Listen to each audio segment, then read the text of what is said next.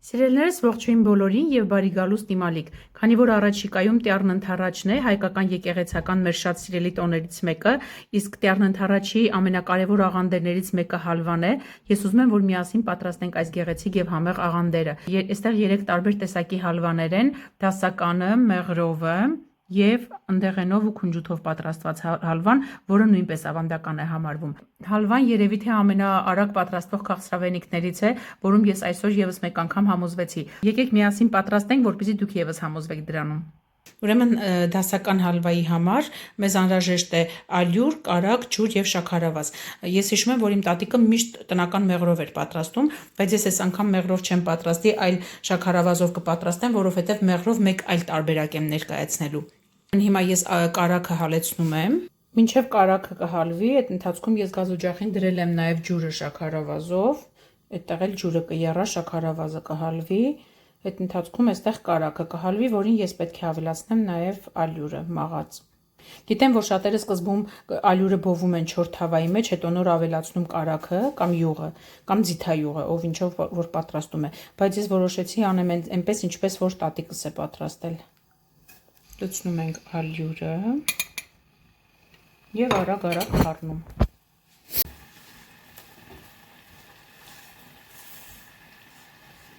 Լավ խառնելով բովում ենք, մինչև ալյուրը դառնա վարդագույն։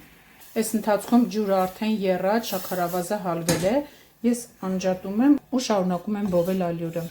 Ալյուրը արդեն լավ բովեց, կարմրեց։ Ես հիմա լցնում եմ ջուրը ու արագ խառնում։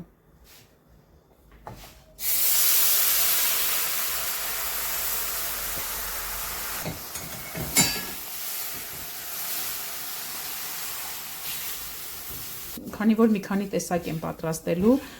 ամեն մեկից շատ փոքր չափաբաժնով եմ անում, որ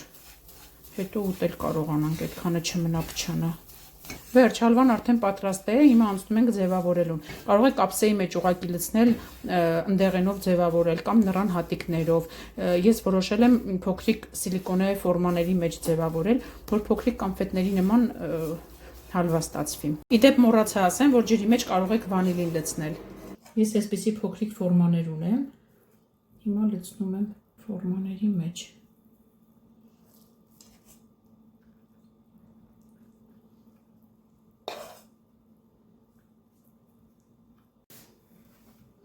Այսպես գթալով լավ հարթեցնում ենք։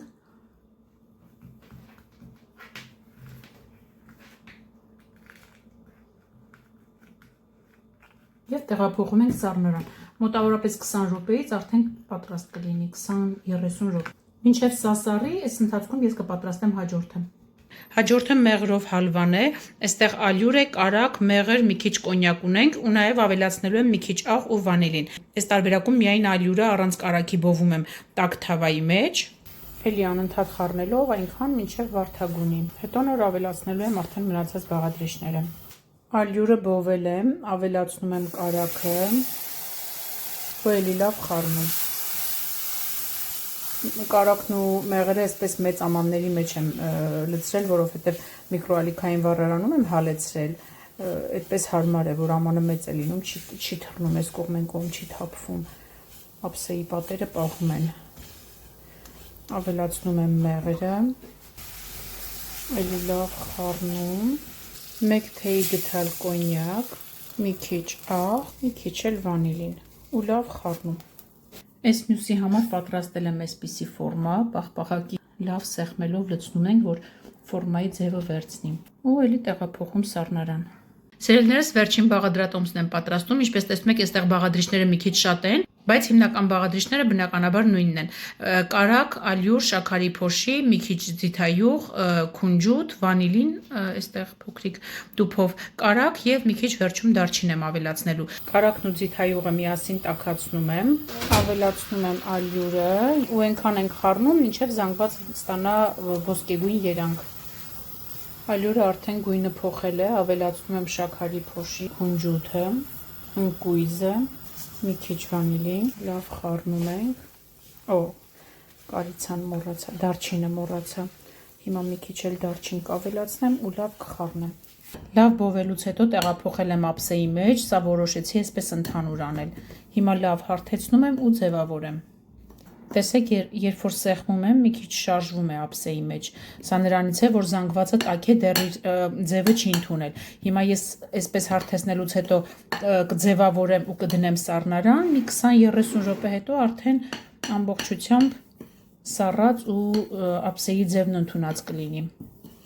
Սիրելիներս, մեր տեսականին պատրաստ է։ Ես հիմա մի քանի հատը հանել եմ ֆորմաներից, մնացածն եմ ուզում հանել, ուզում եմ ցույց տալ, թե ինչ արագ ու հեշտ է դուրս գալիս։ Ուրեմն այսպես տակից մի փոքր սեղմում ենք եւ վերջ։ Հալվան արդեն կոնֆետի նման այսպես դուրս է գալիս։ Մի հատ լայվ խակ եմ մշակել ավելի փայլուն տեսք ստանալու համար, հիմա ցույց տամ։